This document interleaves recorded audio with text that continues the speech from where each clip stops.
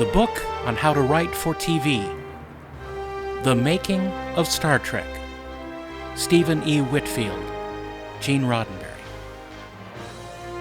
Read for you by Daren Dochterman.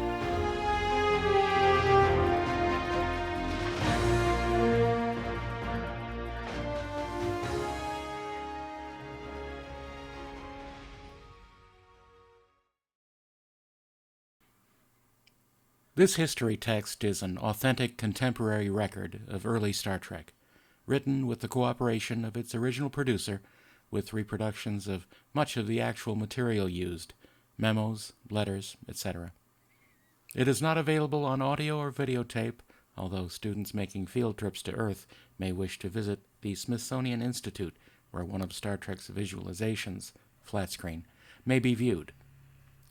Because the material is authentic to mid-20th century writing, it has more to offer than simple informational history. Cultural sociologists, for instance, can learn much of the amusing sexual taboos of the time, the laughable prejudice against alien life forms, ritual suicide as practiced in big business. Economists can study annual fluctuations and trends of the era. For language students, this record, written at the very time that the show was being produced, is of course a goldmine. But our main subject is predictive history, or science fiction as it was then known. Science fiction in written form has a very long history, going back to at least Lucian of Samosata.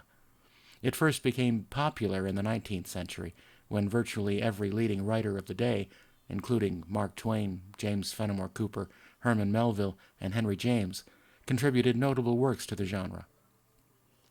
But it was in the first half of the 20th century that science fiction really came into its own in the written form.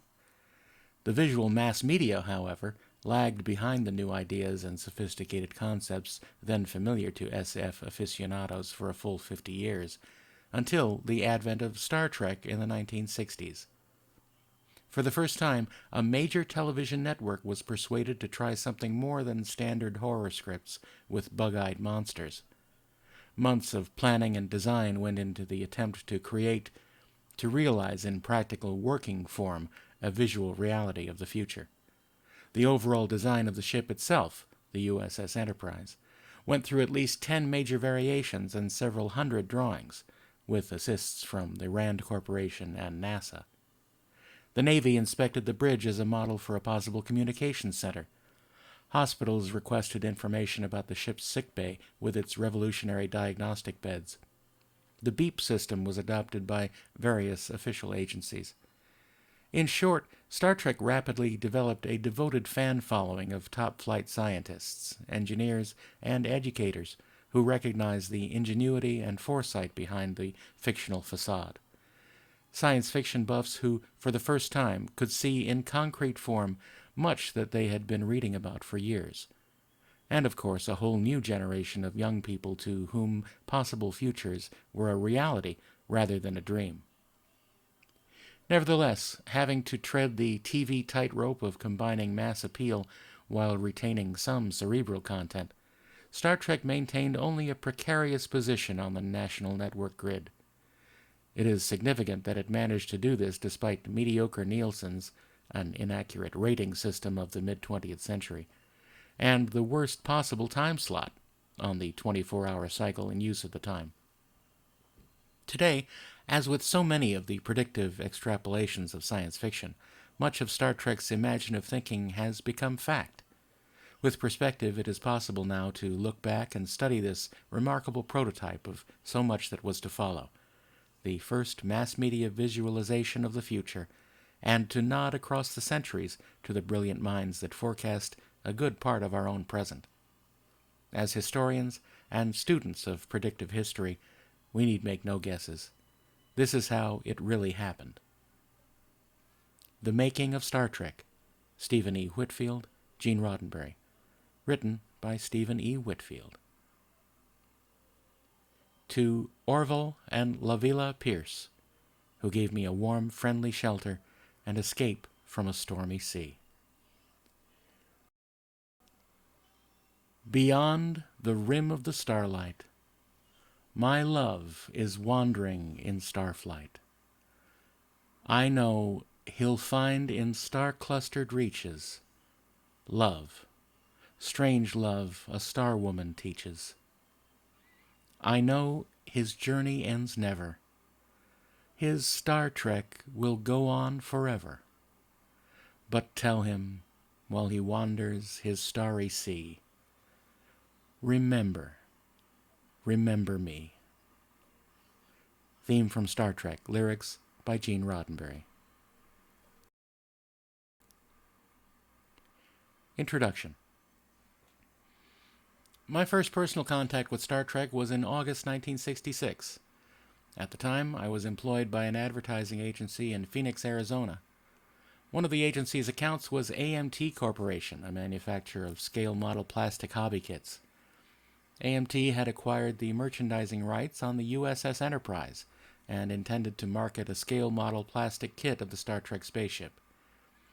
Part of my job became one of working closely with Desilu Studios and NBC TV in order to generate publicity that would reflect favorably on AMT and, hopefully, future sales of the Enterprise model kit. Let me say at the outset that I have always been a strong science fiction buff. For years I have devoured the writings of Heinlein, Bradbury, Sturgeon, Asimov, and a host of others. With the Star Trek assignment, I knew immediately what Brer Rabbit meant when he said, "Please don't throw me in the briar patch." During the months that followed, I made frequent visits to the studio and got to know some of the staff members fairly well. One in particular was Matt Jeffries, Star Trek's highly imaginative art director.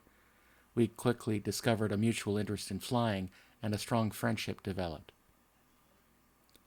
In May 1967, Matt sent me a copy of the Star Trek Guide, a set of guidelines laid out by the series creator Gene Roddenberry for use by the show's many writers and directors. At that point, I considered myself quite familiar with the show, partly because of the work I had been doing for AMT, and partly because I had seen virtually every episode that had been on the air. My first reading of the Star Trek Guide opened up a whole new world to me. Here was an immense wealth of background data totally new to me and equally fascinating. My immediate reaction to that first reading was, what a nifty basis for a Star Trek book. Several days later, I was in Gene Roddenberry's office, explaining the book idea to him.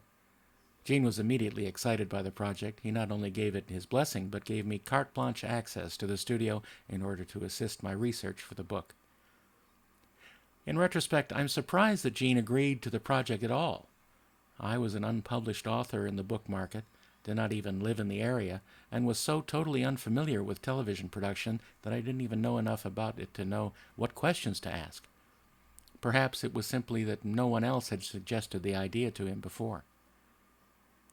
The book began as a rather simple, uncomplicated idea. It did not stay that way very long. Initially, the concept was simply one of explaining the various elements that went into the making of the show. In the year of research that followed, this concept underwent many changes. In the television production area, I was a babe in the woods. The more deeply I became involved in research, the more I came to know the principles involved, and the more I learned about the realities of life, the more convinced I became that the book must encompass more than elements of production. People were and are what makes the thing go. While the book would cover the nuts and bolts of production, it must also cover the people who are, in fact, Star Trek. A tape recorder became my constant companion. I interviewed everyone from the vice president of television production all the way down to the man who sweeps the floor on the set. As I did so, one of my earliest observations was underscored again and again by all with whom I spoke. I was immediately impressed by the uniqueness of the Star Trek production crew.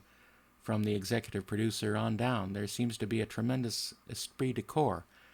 Everyone seems to feel an intense loyalty to Star Trek, an overriding desire to make this production excellent in quality and one that reflects their own best efforts. This early impression was so strong that I concluded that someone, probably Gene Roddenberry, had deliberately gone out and hand-picked the key people involved. I have since learned that this is, in essence, exactly what happened. Having at last finished the writing of this book, I am still convinced the Star Trek group is indeed a truly unique group of people, perhaps like no other group in the world. This is as it should be. Star Trek is a unique show like no other in the world. The book that follows attempts to tell the story from an outsider's point of view, on the making of an hour-long weekly television series, the history of how it began and what makes it go. To my knowledge, it is the first such attempt to tell the history of a television series, the most difficult and ambitious television series ever produced. The book, therefore, is an inside look at television as well. It is often funny, sometimes ridiculous, perhaps even, to those in the TV industry, a trifle naive, and occasionally tragic. But it is also true. In telling the story, I have tried to give the reader a behind-the-scenes glimpse into all areas of television activity, from script writing to casting problems, from stardom to Hollywood parties, from selling a television series to fighting to keep it on the air. While Gene Roddenberry collaborated with me on this project, I would like to make it clear that the words and points of observation expressed in this book are mine. In many cases, I have used quotes from individuals and excerpts from printed material in order to underscore a particular point or activity. In such cases, I have acknowledged the source. In all other aspects, however, the observations and the words expressing them are mine. Many people have assisted me throughout the course of writing this book. In this regard, I owe Gene Roddenberry more than words can say. He's a pretty fantastic guy and often made the difference between disaster and success as this book began to take shape. At 6'3", Gene is a tall man, an impressively commanding figure. He's one of that rare breed of men who consider themselves the mildest and gentlest of people, but somehow always dominate their surroundings. His hair is slightly gray at the temples, full, thick, and perpetually tousled. Even under the best of conditions, Gene's clothes take on the comfortably worn appearance usually associated with absent-minded professors. In contrast to his imposing stature, Gene's hands are of medium size with long, slender, almost delicate fingers, and yet they are capable of bone-crushing handshakes. I mention the hands because I have observed this same characteristic in other highly creative men. It seems to be one of nature's trademarks. Roddenberry is very much concerned for mankind. I found him to be warm-hearted, almost to a fault, compassionate, and deeply sensitive. On the lighter side, he has a delightful sense of humor and possesses that enviable ability to play it straight while completely and thoroughly putting a person on. I'm personally convinced Roddenberry's creative abilities and interests border on the genius. He has a brilliant, inquisitive mind, a fact attested to by the wide range of activities to which he is drawn. He's an excellent goldsmith and lapidarist, an avid motorcyclist, shoots a pretty fair game of pool, and is equally at home in the cockpit of a sailboat or an airplane. More than once, Gene's sense of design and intuitive feeling for the harmonious blending of colors have been employed in maintaining the excellence for which Star Trek has been noted. His interest in the future of man is obvious in the Star Trek series. He is intrigued by the idea of what is possible through a man's advancing technology, and is concerned that he learn to improve himself before his technology destroys humanity. Because Gene is modest and shows acute embarrassment at personal accolades, it was necessary for me to withhold this statement about him from the manuscript, which I had agreed to let him read and approve. Otherwise, he would have insisted on deleting my remarks. To that extent, I broke my agreement with him. So, sue me, Gene. In the area of editorial assistance, Dorothy Fontana deserves a special word of appreciation. She came to my rescue on more than one occasion and was of enormous help in keeping this book on the right track. I would also like to acknowledge the assistance of several other people, without whose help this book would not have been possible. Bob Justman, Eddie Milkis, Matt Jeffries, Greg Peters, Bill Tice, Penny Unger, Rick Carter, Sylvia Smith, Kellum DeForest, and the entire production crew of Star Trek. I'm also most grateful to Howard McClay and Frank Wright of Paramount's publicity department for providing most of the photographs that appear in this book, and Joseph Westheimer Company for providing the photographs used to illustrate the optical processes. I would like to personally thank Miss Bonnie Trust for the Herculean task of typing this manuscript. Her long evening and weekend hours devoted to this effort could undoubtedly have been more enjoyably spent elsewhere. In retrospect, I am amazed the series ever got on the air in the first place. I am also convinced that anyone who wants to produce a television series, particularly one as complex as Star Trek, has to be, 1, an absolute genius, and 2, completely out of his mind. Stephen E. Whitfield. The technical achievement some 8 years ago of the ability to detect reasonable manifestations of intelligent life over interstellar distances has simulated far-reaching theoretical studies of these matters. Some minor attempts at the detection of possible extraterrestrial radio signals have been carried out in the United States and the Soviet Union, although the conclusions to be drawn from the theoretical studies are still controversial. The most widely accepted key points to emerge are as follows. 1. There has probably been, and is at present, in the universe, an enormous number of life-bearing planets, most of which have evolved an intelligent, technical species. Excerpt from Prospects in the Search for Extraterrestrial Civilizations by F.D. Drake, Center for Radiophysics and Space Research, Cornell University, Ithaca, New York. Part 1. Birth Pangs. Chapter 1. As It Was in the Beginning. The television writer-producer faces an almost impossible task when he attempts to create and produce a quality TV series. Assuming he conceived a program of such meaning and importance that it would ultimately change the face of America, he probably could not get it on the air or keep it there. Gene Roddenberry, creator and executive producer, Star Trek. Footnote. Quotes from Gene Roddenberry throughout the book are printed in this distinctive typeface for easy identification. All other statements, opinions, or recountings of events are the words of Stephen E. Whitfield, unless otherwise identified. Although Roddenberry was certain the above statement was true, he still dreamed of finding a television series idea that might be the exception to the rule. In 1960, he began to put together a science fiction idea that seemed promising. He called it Star Trek.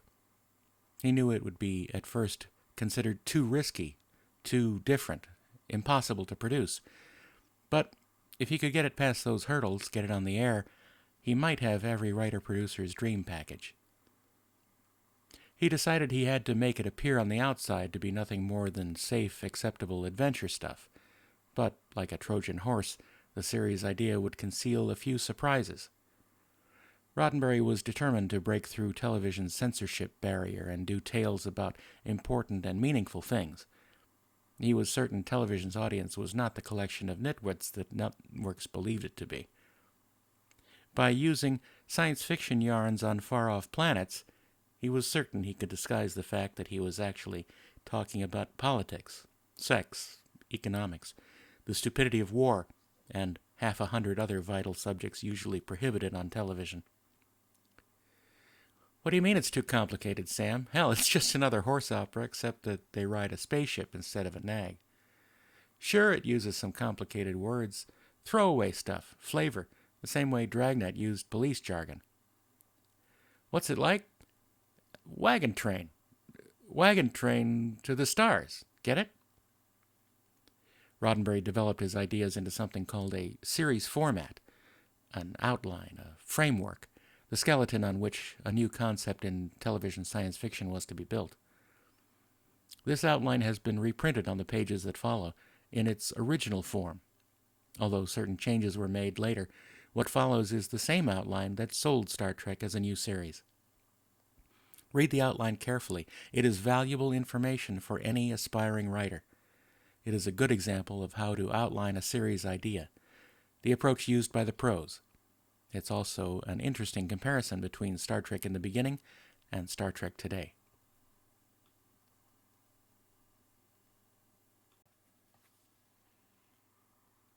Chapter 2. Creation.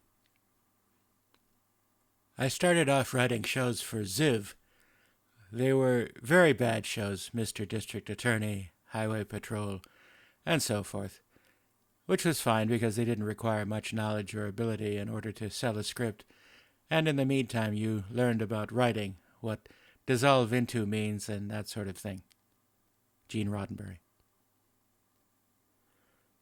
Roddenberry's interest in science fiction dated back to his junior high school days when a classmate lent him a battered copy of Astounding Stories. He never seriously considered becoming a writer of science fiction or anything else until the late 1940s when he found himself a pilot for Pan American Airways' New York to Calcutta run with a lot of time on his hands. His first sales were to flying magazines. In 1949, he left the Airways to move to Los Angeles and investigate the possibilities in the new medium called television. He discovered, to his chagrin, that there was precious little television going on in Los Angeles at the time. Having a family to support, he looked for a job and found it with the Los Angeles Police Department. He wrote his first script for television in 1951 under an assumed name, since moonlighting was frowned upon. The following year, he wrote a science fiction script called The Secret Defense of 117, which was later aired on Chevron Theater. Footnote, Ricardo Montalban starred in this show and many years later was a guest star in a Star Trek episode.